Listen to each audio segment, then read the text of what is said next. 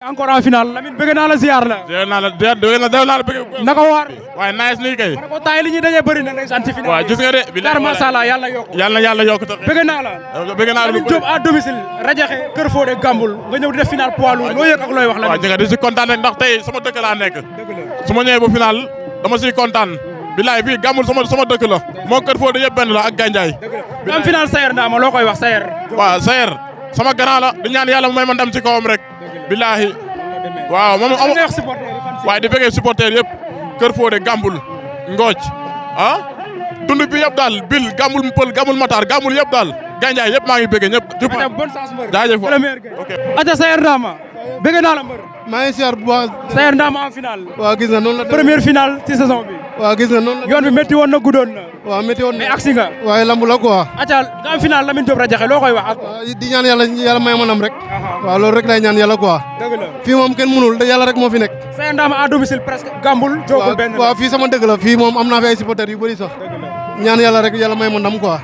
incha allah ngay wax supporters yi fan si ñu lay bëggee. waaw di sant ñëpp di gërëm ñëpp di sant waa Jogul yëpp di sant Mbule ak As bi nga xam ne dañ xam nga dañuy sonn si man quoi fu ne ñu ànd ak man xam nga mooy loolu noonu xam nga maa ngi sant bu baax Général TV nag sa kaw sa kanam quoi. ndeysaan incha allah bonne chance mbër. jaajëf le meilleur gagne.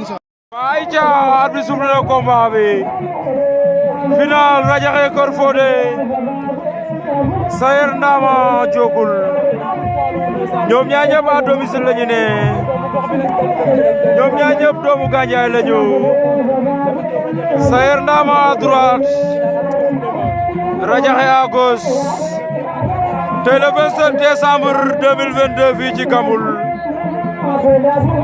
waaw cey bi final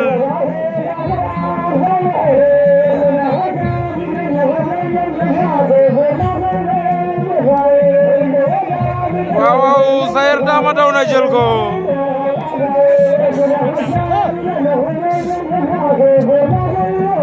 Sayer Ndama Radiakhé moom lañ jàkkaarloo Sayer Ndama moo ñu woon ginnaaw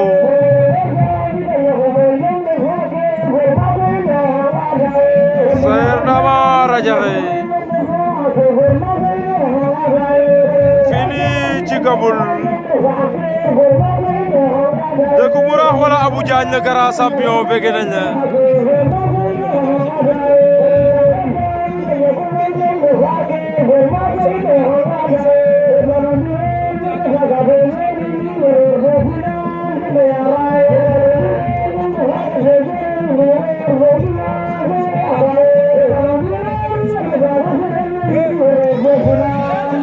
Sayer Ndama daw na jël ko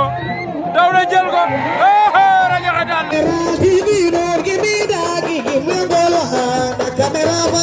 General TV, don't give me